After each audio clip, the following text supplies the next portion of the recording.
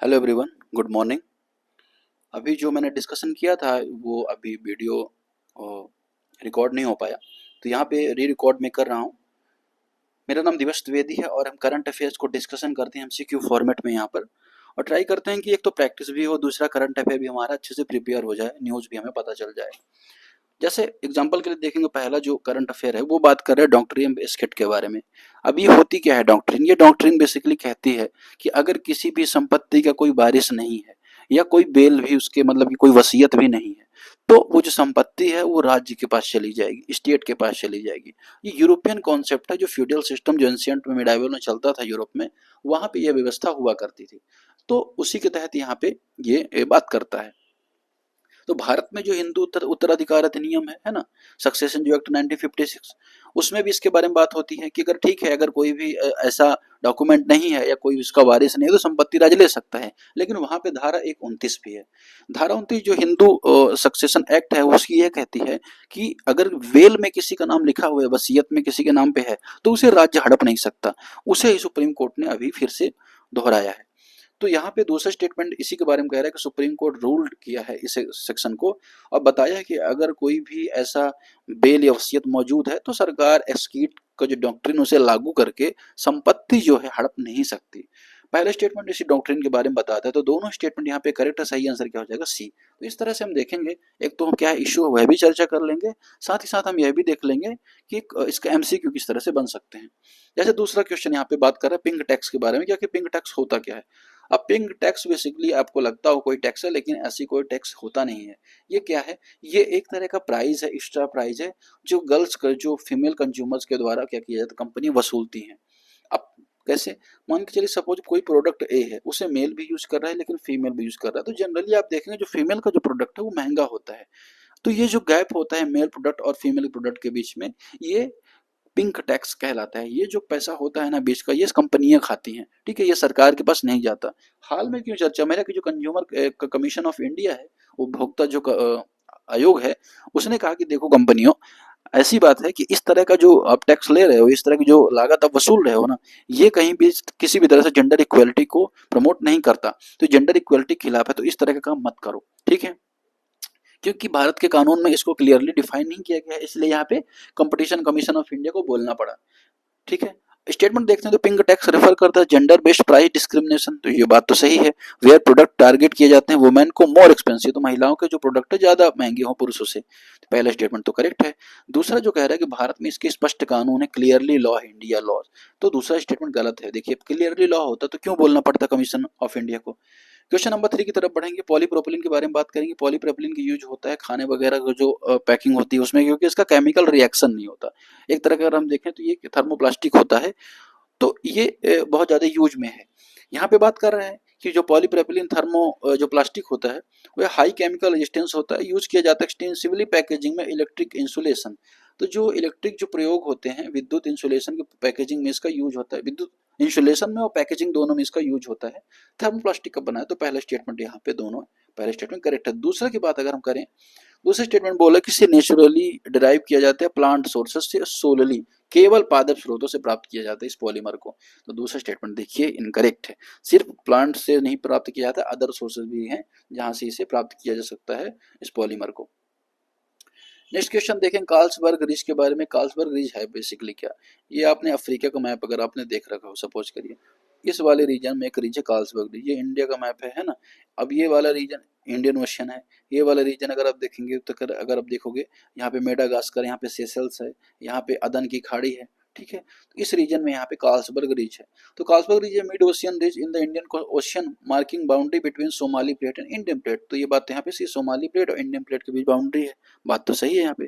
दूसरा it extend Red Sea region. अब Red Sea region को तो एक्सटेंड नहीं करता, क्यों नहीं करता? क्योंकि रेड सी अगर आपने ये अफ्रीका के चलिए मैप देख रखा है ना, ये यहाँ पे तो रेड सी इस वाले रीजन में पड़ता है, ये यहाँ पे है, तो इसके बीच में इसका रिलेशन नहीं है, तो दूसरा स्टेटमेंट यहाँ पे इनकरेक्ट हो जाता है। पहला स्टेटमेंट यहाँ पे एकदम करेक्ट है। एक तरह का प्लेट टेक्टोनिक की वजह से यहाँ पे भूकंप वगैरह भी देखने को मिलती है, इस वजह से चर्चा में रहता है।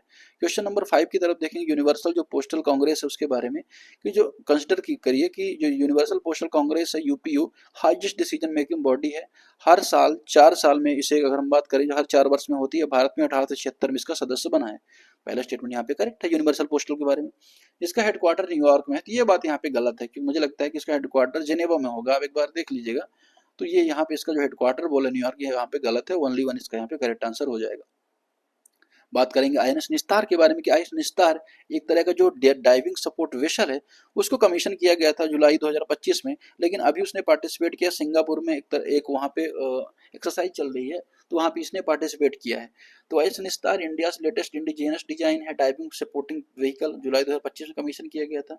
पहला स्टेटमेंट यहाँ पे करेक्ट है कि 2025 में कमीशन किया गया। दूसरा, आईएनएस निस्तार सर्व करते हैं mothership of deep submergence rescue vehicle during multinational exercise Pacific research 2025 Singapore. तो सिंगापुर में पैसिफिक रीच नाम की एक्सरसाइज हो रही है, वहाँ पे ये क्या कर रहा है, डीप सबमर्जेंस रेस्क्यू व्हीकल के रूप में काम करता है। जैसे मान के चलिए इसमें सोनार टेक्नोलॉजी इनबिल्ड है, डीएसबी टेक्नोलॉजी इनबिल्ड है, तो कोई भी अगर मान के चलिए कोई भी ऑब्जेक्ट जो बहुत नीचे चला गया है उसे खोज सकती है, सोनार की मदद से अगर कुछ भी वहाँ पे प्लांट है उन चीज़ों को आइडेंटिफाई कर सकती है। तो बहुत ही अच्छा है ये, और इसका यूज यहाँ पे हो रहा है। दोनों स्टेटमेंट यहाँ पे करेक्ट हो जाएंगे, इंडिया का स्वदेशी है, इस वजह से इंपॉर्टेंट हो जाता है। क्वेश्चन नंबर 7 की तरफ पढ़ेंगे। 7 नंबर सीसीएमबी के बारे में बात कर रहा है, जो मॉलिक्यूलर बायोलॉजी साइट, क्या नाम है इसका मुझे एग्जैक्टली भी याद नहीं आ रहा है, तो कोशिका संबंधी है ना। तो सीसीएमबी जो लोकेटेड है ये कहाँ पे, हैदराबाद में। एक सीएसआईआर का इंस्टीट्यूट फोकस करता है फ्रंटियर बायोलॉजिकल रिसर्च ट्रेनिंग में। सीसीएमबी हैदराबाद में है, और ये इस तरह के जो काम है जो साइटो कोशिका संबंधित है, इसके अलावा जो बायोजेनेटिक्स है, बायोजिनोमिक्स है, इन सब की जो रिसर्च होती है, जेनेटिक इंजीनियरिंग, इस पर फोकस करता है, और हैदराबाद में हेडक्वार्टर। तो दोनों ही बात यहाँ पे करेक्ट है। यहाँ पे इसे स्टैब्लिश किया गया था 1977 मिनिस्ट्री ऑफ हेल्थ। तो मिनिस्ट्री ऑफ हेल्थ तब तो शायद आई थिंक था भी नहीं, 1977 स्टैब्लिश किया गया, लेकिन ये मिनिस्ट्री ऑफ हेल्थ के अंतर्गत नहीं है, उस टाइम पे नहीं था। ठीक है, तो यहाँ पे पहला स्टेटमेंट यहाँ पे करेक्ट है, दूसरा स्टेटमेंट यहाँ पे इनकरेक्ट हो जाता है, तो ओनली वन यहाँ पे इसका करेक्ट आंसर हो जाएगा। रसिया का जिरकोन मिसाइल यहाँ पे चर्चा में था, क्योंकि इसकी जो ताकत है बहुत ज़्यादा है। दूसरा, इसमें डबल इंजन है। पहला जो सुपरसोनिक जो स्पीड पकड़ने के लिए ये है कि यहाँ ये जो नॉर्मल इंजन को यूज करते हैं, यहाँ पे सॉलिड फ्यूल का यूज होता है। वहीं जब इसको हाइपरसोनिक स्पीड पकड़नी होती है, अर्थात 9 मैक की साउंड से 9 गुना ज़्यादा, तो इसे यहाँ पे लिक्विड इंजन या रैमजेट इंजन का उपयोग यहाँ पे करता है। स्क्रैमजेट इंजन का उपयोग ये करता है, और ये बहुत ज़्यादा स्पीड पकड़ लेते हैं। मारक क्षमता भी इसकी बहुत दूर है, 300 किलोमीटर जो बोल रहा है, इससे ज़्यादा है इसकी मारक क्षमता। दूसरे स्टेटमेंट यहाँ पे इनकरेक्ट हो जाए, क्योंकि अधिकतम बोला 300 किलोमीटर, ये तो बात गलत है। लेकिन जो स्क्रैमजेट पावर का यूज कर रहा है कैपेबल हाइपरसोनिक स्पीड में, पहले स्टेटमेंट यहाँ पे एकदम करेक्ट है, तो ओनली वन यहाँ पे करेक्ट आंसर हो जाएगा। क्वेश्चन नंबर 9 यहाँ पे लाखोगुन फेस्टिवल के बारे में, कि लाखोगुन जो फेस्टिवल होता है सोशियो रिलीजियस हार्वेस्ट फेस्टिवल होता है, जो तिवा ट्राइब मनाती है। कहाँ पे मनाती है, रबी क्रॉप के बाद यहाँ पे असम में मनाती है लॉन्गखुन जो फेस्टिवल है। तो यहाँ पे दोनों तो टाइप इंपॉर्टेंट है, तिवा ट्राइब असम में है, लाखोगुन फेस्टिवल मनाती है। इस तरह से पोंगल है, ओणम है, ये फेस्टिवल भी एक तरह एग्रीकल्चर से रिलेटेड है। फिर जो पंजाब में बैसाखी आई थिंक मनाया जाता है, वह भी इस तरह का एग्रीकल्चर फेस्ट है। तिवा फॉलो करती है patrilineal system where son inherits property. तो यहाँ पे पितृवंशी प्रणाली पारी करती है तिवा। देखिए यहाँ पे मैट्रियलकल जो सिस्टम उसे फॉलो करते हैं। जो लड़का है विवाह करने के बाद लड़की के घर जाता है, ना कि लड़की आती है लड़के के घर। तो यहाँ पे दूसरा स्टेटमेंट यहाँ पे इनकरेक्ट है, पहला स्टेटमेंट यहाँ पे करेक्ट हो जाएगा। Last question, consider the following statements red coral kukri snake के बारे में, जिसे पीलीभीत जो टाइगर रिजर्व उत्तर प्रदेश का, वहाँ पे इसे देखा गया। इसकी खासियत क्या है कि नॉन विनेमस, अर्थात इसमें जहर नहीं होता है, बहुत ही रेयर स्पेसीज है, रेयरेस्ट ऑफ रेयर है। तो इसको यहाँ पे खोजा गया पीलीभीत में। ठीक है, अब रेड कुरल कुर्की इसलिए बोला जाता है क्योंकि इसकी जो शेप है ना, वो कुर्की जो नेपाली जो इक्विपमेंट होता है, हथियार होता है, उसकी तरह दिखाई देता है। दूसरा, पीलीभीत जो टाइगर रिजर्व है लोकेटेड तराई रीजन में आर्क में लैंडस्केप है, जो Gomti originated with the area. तो इसका दूसरे लास्ट जो सही है, सही आंसर क्या हो जाएगा, सी इसका सही आंसर हो जाएगा, बोथ 1 और 2। ठीक है, तो पहली भी टाइगर के बारे में आपको पता होना चाहिए। अब रेड कुरिल जो है आयुसीएन की लिस्ट कंसर्न लिस्ट में आता है, साथ ही जो वाइल्ड लाइफ प्रोटेक्शन एक्ट है उसके शेड्यूल 4 में आते हैं इंडिया के। तो आज के डिस्कशन फिलहाल इतना ही, कैसा लगा जरूर बताएं, दोस्तों से शेयर करें जिससे ज़्यादा से ज़्यादा लोगों तक वो वीडियो पहुंच सके। थैंक यू वेरी मच, और लाइक करना बिल्कुल ना भूलें, कि आप लोग देख लेते हैं लाइक नहीं करते तो ज़्यादा लोगों को रिकमेंड नहीं होता। Okay, thank you.